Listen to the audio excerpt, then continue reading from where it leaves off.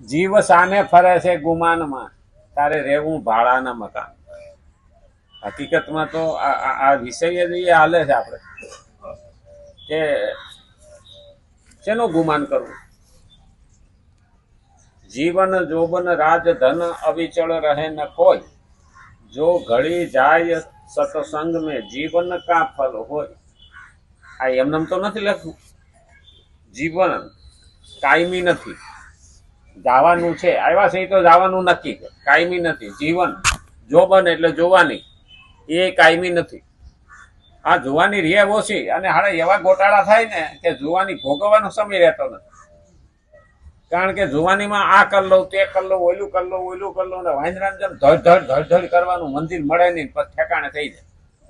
હા, જુવાની, જીવન, જોબન, રાજ, સત્તા પણ કાયમ રહેતી નથી. અને ધન એ કાયમ રહેતું નથી. આજે જેના હાથમાં છે એના પાસેથી મારી પાસે આવ્યું, મારી પાસેથી બીજાના હાથમાં જવાનું છે. ધન પણ કાયમ રહેવાનું નથી. તો શેના માટે ગુમાન કરવું? શેનું ગુમાન કરવું? આમ તો જૈનમાં ત્યારે બાપા નામ નોંધાવા ગયા હતા, મરીએ ત્યારે છોકરા નામ નોંધાવા જાય, એ આપણા હાથમાં નથી. તો ગુમાન તો કોઈ નહીં. અને તોય માણસ એમ કે હું કરું, હું કરું, હું કરું. અને એટલે અહીંયા ભગવાને આપણને ચેતવણી આપી છે, અને એ અર્જુનને કહે છે આપણા પ્રતિનિધિ તરીકે. અને એ ગઈકાલે આપણે વાત કરતા હતા શ્રીમદ ભગવદ્ ગીતા 3 અધ્યાય અને 27મો શ્લોક ચાલે. સાધન કાળમાં હું પોતે પ્રકૃતિજન્ય ગુણોથી સર્વથા અતીત છું. સાધન કાળમાં હું પોતે એટલે આત્મા, પ્રકૃતિજન્ય એટલે સત્વગુણ, રજોગુણ ને તમોગુણ, ગુણોથી સર્વથા અતીત છું. એટલે એનાથી હું પુરાનો છું, અતીત, જૂનો. એવો અનુભવ ન થવા છતાં પણ જ્યારે સાધક એમ માની લે ત્યારે તેને તેવો જ અનુભવ થઈ જાય છે. પણ સાધક એવું માની લે કે આ હું આજ હું છું, તો એને પ્રતીત થવા માંડે. કારણ કે જેમ જેમ મનમાં એ ઘૂસતું જાય એમ એમ એને એ સાચું લાગવા માંડે. ઘણા નથી કહેતા અરે મહેનત કરો ને ભગવાન ક્યાં ઘરમાં રોટલા નાખી જવાના છે, કાયમી બોલ્યા કરે ને લો હામો માનવા માંડે. આ તો બરોબર. અમે તો એક જગ્યાએ ગયા હતા, તો 2-3 ભાઈઓ એને ત્યાં બેઠા હતા, એટલે એને ડાકોણ કરવા માંડ્યા. એટલે કે આ ભગવાન કહે કે થોડા ઘરમાં રોટલા નાખી જાય, આ ફલાણા નેતાના તરફથી અમને એટલું આવ્યું, બાજરીની બોરી નાખી જાય. કેટલો સમય હાલે? ભગવાન ક્યાં નાખી જાય? મેં કીધું એ ક્યાંથી નાખી દે? દુકાનેથી લઈને, કોઈ દુકાનમાં ક્યાંથી આવી? ખેડૂતો ત્યાંથી. હું કહું ખેડૂતો ક્યાંથી લાયા? ખેતરમાંથી. હું કહું ખેતરમાં કોને ઉગાડ્યું? એક દાણામાંથી 1000 ડુંડામાં દાણા કોને ભર્યા? એ તો ઉગે એટલે થાય જ ને. મેં કીધું એમને થાય? 4 મહિનાની અંદર એક દાણામાંથી 1000 દાણો કરનારો તો કોઈ છે ને. એ ઉગ્યું જ ના હોત, એને વધાર્યું જ ન હોત, એમાં ડુંડામાં દાણા ભર્યા જ ના હોત, તો ખેડૂતને ઘેરે ન જાત, અને ખેડૂતને ઘેરેથી વેપારી ત્યાં ન જાત, વેપારી ત્યાંથી લીધા લઈ અને તમારે ત્યાં ન આવત. તો પહેલો તો આભાર ભગવાનનો માનવો જોઈએ. એટલે ભગવાનની જરૂર. પણ મનમાં એવું ઘુસાડી દે એટલે માણસ નાસ્તિક બને, ન આસ્તિક રહે, ના દ્વિધામાં રહે, પણ નાસ્તિક થઈ જાય. આમ તો નાસ્તિકને સમજાવવો સારો, પણ અડધો હોય ને એને સમજાવવો બહુ વહમો છે. એ આસ્તિકમાંય નથી, નાસ્તિકમાંય નથી. એટલે તો આપણે ત્યાં ગામડામાં કે ને અધૂરો ઘડો છલકાય. બેનો પેલા કુવા પાણી ભરવા જાતી તો ગાગર અધૂરી રહેતી હોય ને તો એ બાજુવાળીને કે થોડુંક પાણી નાખી દે.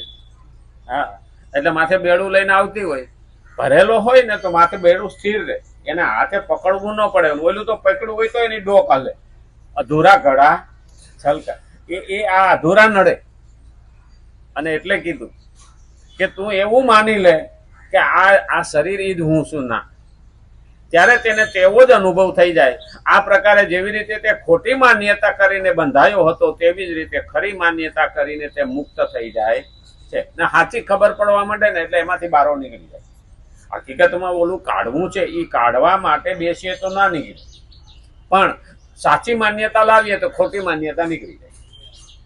કેમ કે માનેલી વાત ન માનવાથી દૂર થઈ જાય. આપણે માની જ બેઠા. આજે માણસ શું છે, ખાલી કાલ્પનિક ભયથી જીવે.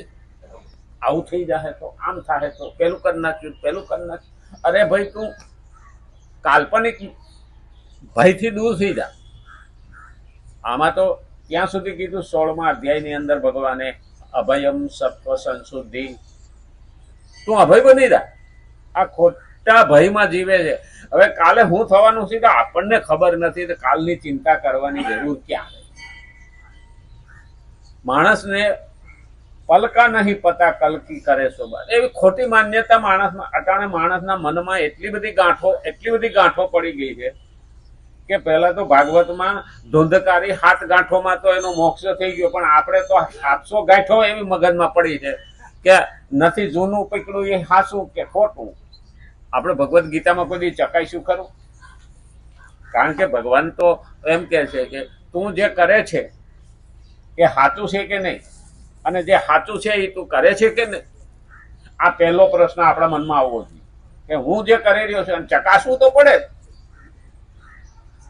કારણ કે ફોનું કોઈ પાસેથી લેતા પહેલા આપણે ફોનીને કહીએ કે આને ચકાસી દે કે આમાં કેટલા ટકા ફોનું છે, આમાં કેટલી ટકા ભેળસેળ છે. એમને તો ફોનું લેતા નથી. તો આપણે જે કરી રહ્યા છીએ ને એ ચકાસવું હોય તો શું કરવું પડે? ભગવદ્ ગીતાના સિદ્ધાંતો અને નિયમો આપણે જયારે સાંભળીએ અને સમજીએ ત્યારે આપણામાં જે ભૂલ થતી હોય એ સુધરે. અને સુધરે તો સીધે રસ્તે જઈએ.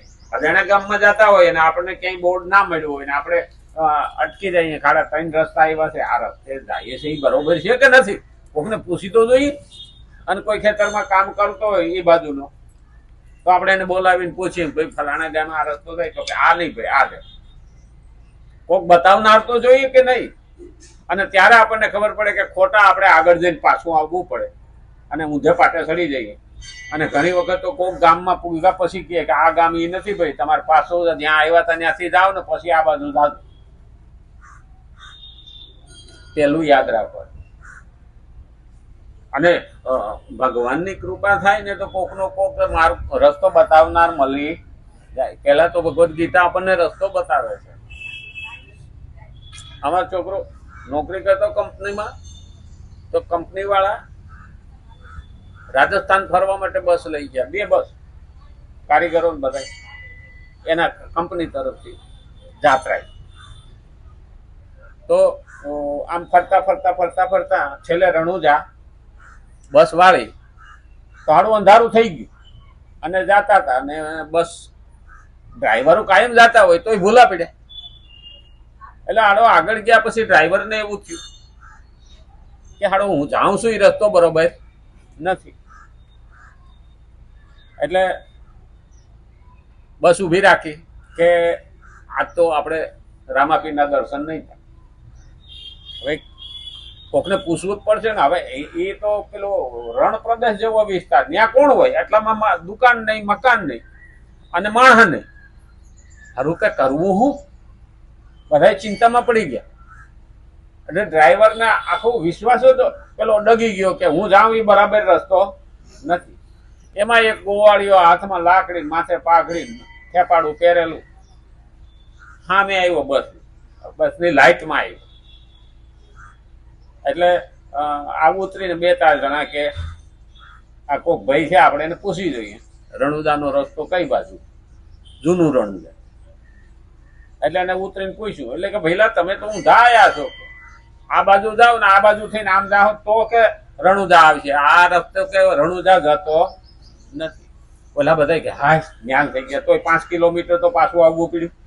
અને તે પછી એ રસ્તે ચડાવ્યા, એ રસ્તે ચડ્યા. પણ એ જયારે બસ વાળ્યું બે અને હાલતી થઈને પછી એને કીધું કે ઓલા ભાઈને આવવું હોય રણુદા તો પૂછી જવું.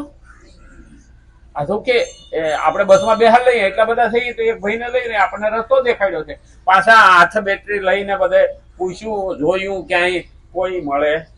હવે 5 મિનિટમાં ગયો ક્યાં? પોગતો રસ્તો બતાવનાર આવ્યો છે, પણ સાચા દિલથી જો ભક્તિ કરતા હોય ને તો અંતરિયાર પણ એ આવીને ઉભો ગમે એ રૂપમાં આવે, પણ આપણે એને ઓળખી શકતા નથી. મને ઘરે આવીને વાત કરી, મને કે આવો અનુભવ પપ્પા થયો કે હું કીધું એ ખુદ બાપો આવ્યો હતો કે આ છોકરાઓને લાય હું રસ્તે ચડાવું, નહીં તો બિચારા આ રાતના ભટકશે, પણ ભાવ અંદર જોઈએ. ભાવ ના હોય ને તો અમે પિકનિક મનાવવા ગયા હતા તો ભગવાન કે સારું મનાય.